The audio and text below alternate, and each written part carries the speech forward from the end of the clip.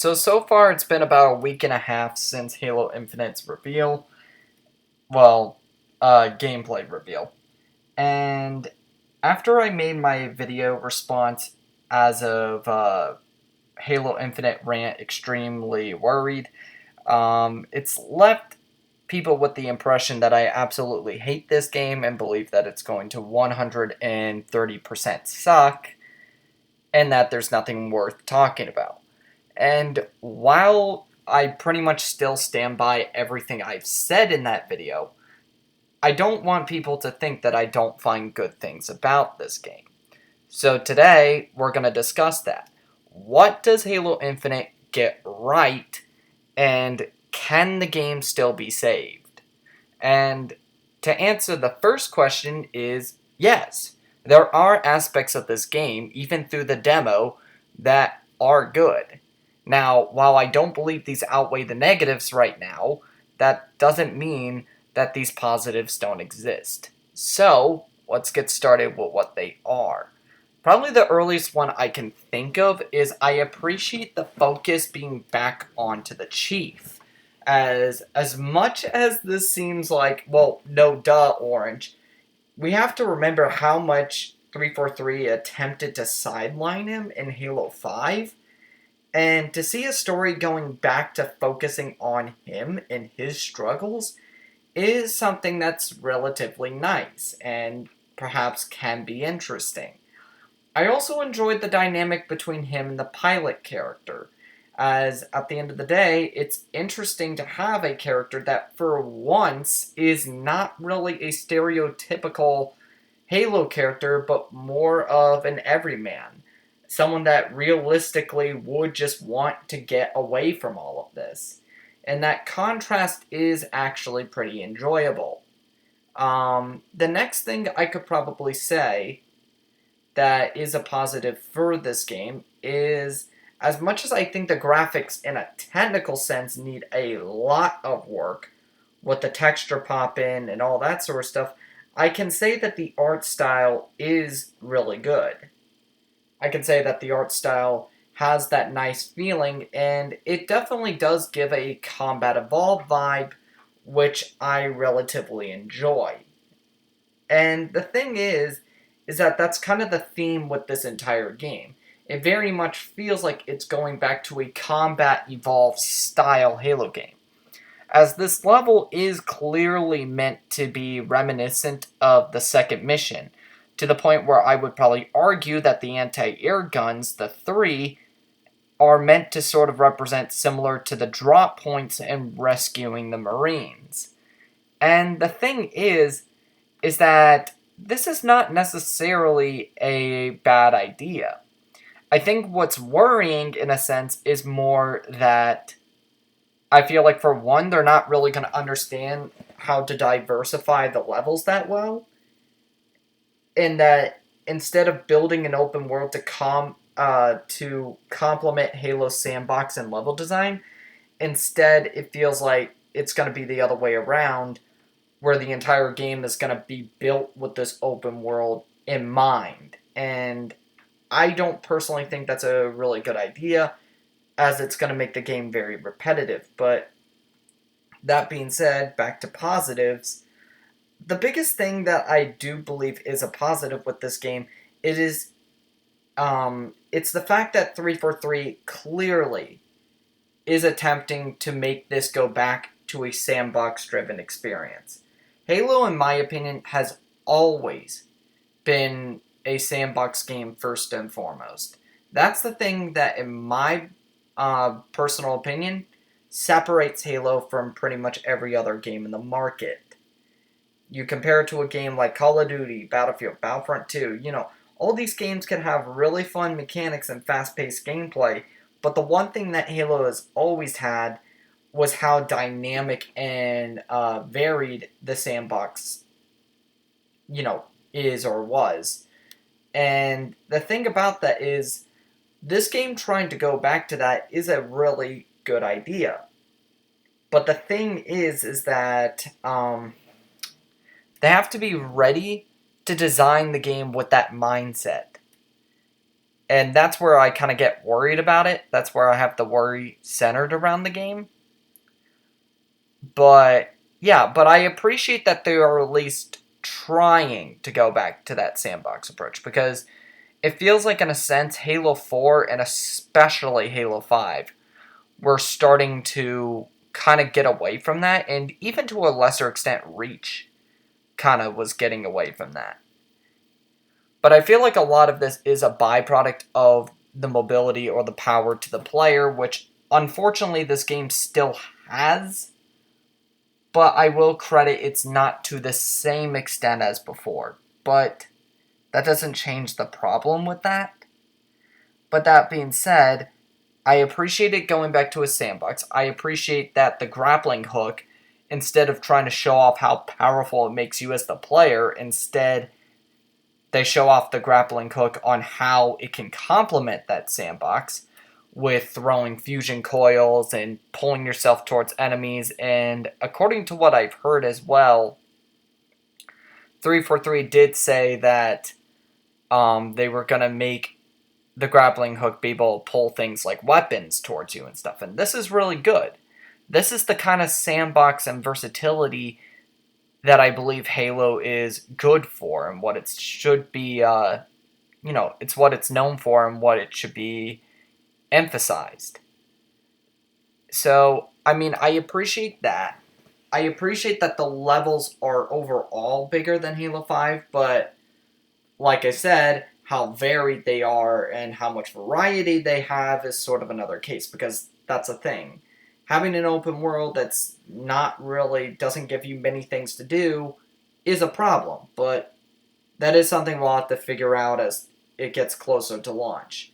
The next thing I will say as a positive is, as much as I believe the execution is worrying me, I do appreciate that the Banished are being incorporated into this game.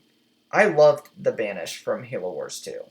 I believe that they were a really fun enemy, and ultimately they were the closest thing to a legitimate spiritual successor to the Covenant of the original trilogy, considering that, in my opinion, they kind of weren't the same since then. But that being said, I still have my worries about how they're going to be incorporated into the story, and I still believe some of their designs could be better, because too many of their grunts and elites still speak, they still scream Covenant in a sense. Just with the way they're designed. Like, I get the Banished are composed of a lot of defectors from the Covenant and all that. I get that, but still, I feel like the art design could have been a little more distinct. But that being said, I still appreciate that the Banished are being incorporated. And so far, that's kind of where my positives end for the time being. Now, to get to the second question, does Halo Infinite still have a chance? Can it still be saved? My short answer to this is yes, it very much can still be saved. Because the thing is this, is that despite all the problems that I have so far with this game, the thing about it is that most of these are just reflected as logistical issues, like the things with the graphics, for instance. I may think the graphics look really unimpressive right now. That doesn't mean they can't improve it before launch. Same goes with some of the levels. The whole thing is this, is as long as the rest of the game doesn't have the same type approach for every level in the game, then, maybe it will be fine. And then, of course, the sandbox, like the new guns, I'm not a particular fan of, because I just think too many of them are similar. I think the only one I legitimately liked was the new, was probably the Brute guns, and that's only because they had enough distinction to make them kind of interesting as incorporated to the sandbox, because you kind of have this explosive burst weapon, and then you have sort of, a Brute revolver, and those are two things that are interesting to say the least. But the rest of the guns, like the variant of the assault rifle, I think it's called the T-something Commando. Again, it just reminds me too much of a gun from Destiny. And then the plasma carbine is one of those things where there's just not really anything interesting to it. It's literally just a plasma version of the battle rifle. So, I don't know. It's just redundant to me. You know? I'm not saying Halo hasn't had redundancy before, cough, cough, brute plasma rifle, but at least it's kind of rare and far between. It's few and far between. And the sandbox definitely got a lot more condensed as time went on, and at least each weapon kind of served its own purpose functionally, even if their use is similar. Like, for example, the energy sword and the gravity hammer. On the surface, those weapons are very similar, but they're very different in application. You know, like the strategies that are really good for the energy sword are not the same as strategies really good with the gravity hammer. But it just doesn't feel that way with the plasma carbine, but, sometimes we're just going to run into redundant weapons. I just hope that they have some actual legitimate good ones, or at the very least, bring back a lot of the sandbox weapons from Halo 5. Because I think Halo 5 legitimately had a really good sandbox. I think the weapons that Halo 5 incorporated, it probably has my favorite sandbox in the entire series. Because not only do most of the weapons have like a unique function and role and a lot of fun with that, but um, on top of that, the variants kind of made it even more fun, and that's sort of the thing, is that Halo 5 incorporated redundancy, but it sort of did it in a way that didn't feel insulting.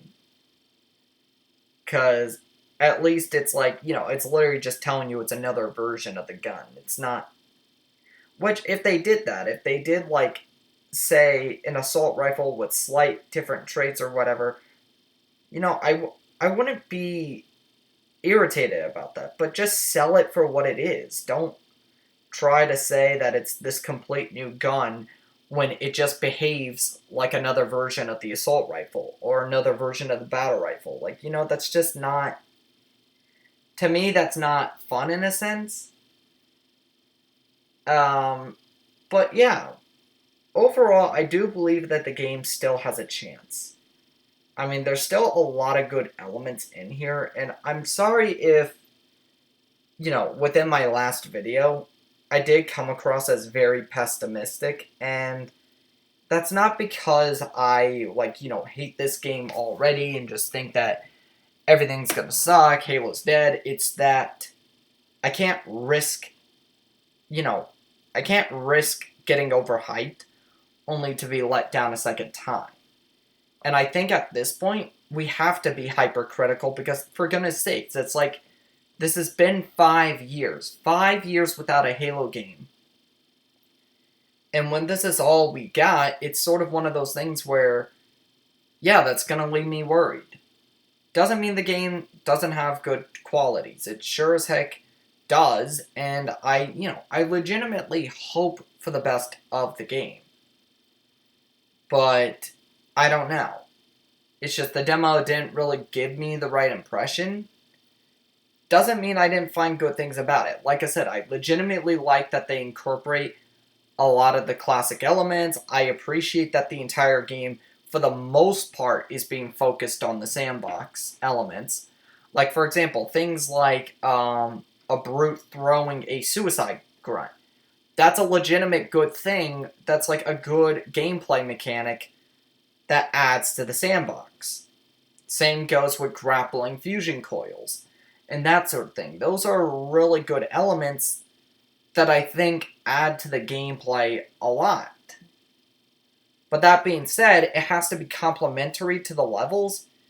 And on top of that, I legitimately hope that the game, doesn't just overemphasize things like the grappling hook. Because, the thing I kind of find funny is that the grappling hook, at its best is just, kind of an interesting piece of gameplay that I sincerely hope is just, like, equipment which unfortunately we are kind of led to believe that it isn't, that Master Chief might have it the entire game, which I don't know. If that's the case, that's going to worry me a little because I feel like that's just going to break levels, but like even more than Sprint because like I said, I don't personally like Sprint in Halo. I really don't. I feel like it takes I feel like Sprint especially affects multiplayer too much, and that's sort of the big thing is I can't stand Sprint in multiplayer. I don't mind it too much in campaign.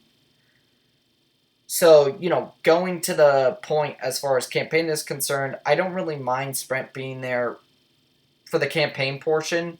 Because, like I said, most of my issues with Sprint are dedicated towards the multiplayer. But it is one of those things where I do legitimately hope that the game, has this. I mean, I hope the game legitimately has a lot of gameplay in there. Like, it has a lot of unique things. And that's sort of what worries me.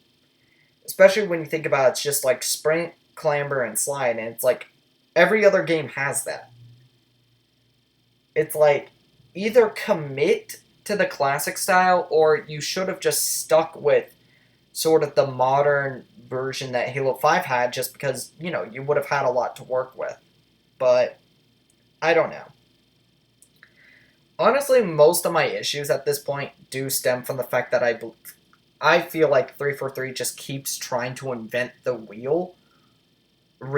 wheel over and over and over again for Halo going forward instead of just taking a route and committing to it. And because that's the thing, it's kind of like you get Halo 4, which its multiplayer was a complete disaster.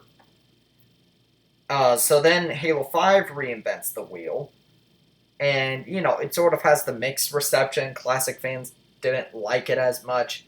I kind of have my problems with it, but I still acknowledged a lot of its positives. And there were a lot of people that liked it. And it was one of those things where you had that as a positive. And so now you get to Halo Infinite, it's just like instead of taking one of those two routes, they just try to reinvent the wheel yet again. And it's just, I don't know. It is the thing that worries me, but I still have a bit of hope for the game. I just have to kind of figure things out as it gets closer, at least for the single player. I mean, the multiplayer is sort of a different topic altogether, and I'm probably going to discuss that in another video related to talking about Halo Infinite's multiplayer and a lot of the rumors and confirmed news that are kind of spreading about the game, and a lot of just the policies that Halo Infinite is going to be doing. So, I mean, at the end of the day, I got a lot to cover in relation to this game. But yeah, as far as this video goes, yeah, do I believe Halo Infinite has good attributes? Yes, they just don't outweigh the negatives right now. And do I believe it can still be salvaged or saved? Like I said, I think it can. Now, that doesn't mean I think it will, and that's the key difference here. There's a difference between can and will. Yes, there's still a chance. It's not like I'm saying this game is going to be doomed. I've seen games that are pretty much doomed to fail. This is not automatically one of them. It's just they have a lot of things they have to patch out and improve on. And honestly, if it was purely up to me, I honestly feel like they should delay the game. If they're not confident that they're going to launch it in a really good condition and blow people away, I think they should probably delay the game by a year. I know they're not going to, because in order to delay the game, you would have to, by nature, delay the console release as well. Because Halo Infinite's meant to be the launch title. And yeah, Microsoft's probably not going to do that, but if we were just looking at an objective viewpoint on what would be best for the game, it would probably be that. But, yeah. But overall, I do think this game, at least on the campaign side of things, can still be salvaged. We just have to kind of figure things out. So, yeah, guys. Until next time, I will see ya. This is King Orange, signing out.